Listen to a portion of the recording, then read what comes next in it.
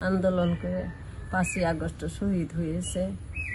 আমি ওকে কখনো ফোন করে বলি নাই তুই আন্দোলনে যাস না, কারণ এটা আমার বিবেকে সায় দেয় নাই যে দেশের ছাত্ররা নিজের প্রাণ দিয়ে আন্দোলন করে দেশটাকে পরিবর্তন করতে হবে।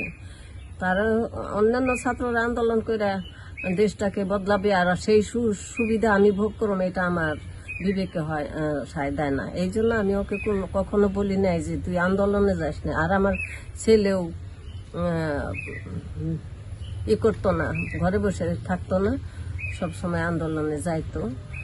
আর দেশটাকে পরিবর্তন করার দরকার ছিল, এটা আমিও অনুধাবন করতাম। একদিন আমার ছেলে বলল, মানে আন্দোলনের আগে দুইটা কথাই আমার মনে হয়। একদিন বলছিল আপনার ছেলে ইঞ্জিনিয়ার, আরেকদিন বলছিল শেখ হাসিনার দিন শেষ। আমি বললাম যে কি বলস, কত কিছু করতেছে, কেউ ওকে নামাইতে পারে না শেখ হাসিনার, আর তুই কস যে দিন শেষ। জানেন না, আপনি জানেন না। তো ও রক্ত দিয়ে নিজের জীবন দিয়ে ওই কথাটা প্রমাণ করে দিয়ে গেছে। শেখ হাসিনার স্বৈর শাসক ও ওর পতন করে গেছে। তারপরে আমার ছেলের ওই হাসিনার দোসররা স্বাধীন হওয়ার পরে ওই আত্মসমর্পণের ঘোষণা দিয়ে আমার ছেলে গুলিবিদ্ধ করে শহীদ করে দেয়।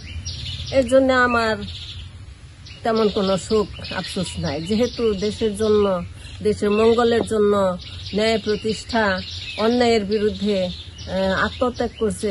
এটা আমার গর্ব যে আমার শ্রম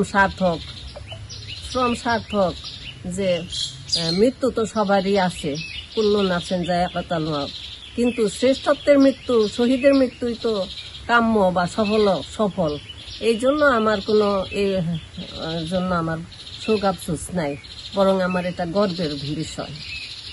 তবে আমি এই চাওয়া পাওয়ার কথা বললেন, আমার ব্যক্তিগত বা পারিবারিক কোনো সুবিধা আমি চাই না।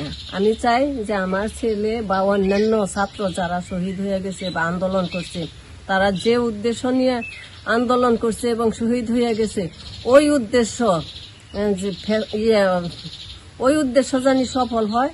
দেশে জানি অরাজকতা, বিশৃঙ্খলা, অত্যাচার, জুলুম, স্বৈরাচারী, চাঁদাবাজি, এইরকম কোনো অন্যায় অপরাধ যেন না করতে পারে, সুন্দর একটা শান্তিপূর্ণ দেশ তৈরি হয়, এইটাই আমার কামনা।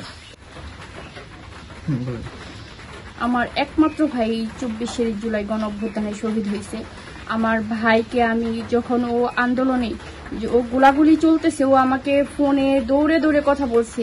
আমি বললাম পরিস্থিতি কি, বলে গোলাগুলি চলতেছে। আমি বললাম তুই সরে যা, বলে ভাগ্যে যা আছে তাই হবে। ও কিন্তু গুলির মধ্যেও মৃত্যু হতে পারে এটা জেনেও কিন্তু আন্দোলন থেকে সরে নাই। আমাকে মুখে সরাসরি বলে দিচ্ছে ভাগ্যে যা আছে তাই হবে। কিসের জন্য? ও নিজের কথা ভাবে নাই, আমাদের পরিবারের কথা ভাবে নাই। কিসের জন্য নিজেকে উৎসর্গ করছে? দেশের জন্য। দেশের কি পরিস্থিতি ছিল, আর সেই পরিস্থিতি থেকে যে পরিবর্তনটা দরকার ছিল, সেই পরিবর্তনের জন্য কিন্তু ও জীবন দিছে। কিন্তু আমরা এখন অনেকটা হতাশ দেশের বর্তমান পরিস্থিতি দেখে।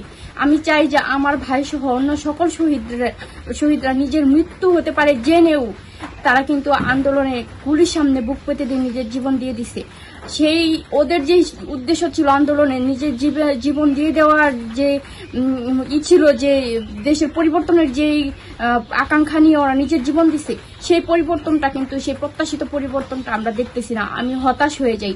আমি চাই যে ওদের সেই উদ্দেশ্য সফল হোক। ওরা যে জন্য নিজের জীবন বিসর্জন দিছে, আমরা সব হারাইছি, আমরা নিঃস্ব হয়ে গেছি। আমার ভাই একমাত্র ভাই ছিল আমার, আমরা নিঃস্ব হয়ে গেছি। আমি চাই আমার ভাই যে উদ্দেশ্য জীবন দিছে সেই উদ্দেশ্য সফল হোক।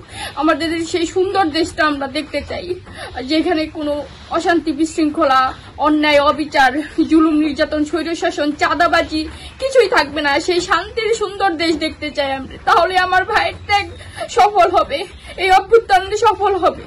আমি শুধু এই বর্তমান যে সরকার আছে তার প্রতিও আমার আহ্বান যে আমরা মনে করি যে বিপ্লবী সরকার আপনি, বিপ্লবের ফসল এই সরকার, কিন্তু আমরা সেই দেশটা কেন পাচ্ছি না? আপনার তো সেই দেশটা 1 বছর হয়ে যাচ্ছে, সেই দেশটা আপনি কেন দিতে পারছেন না? আপনি কি ব্যর্থ?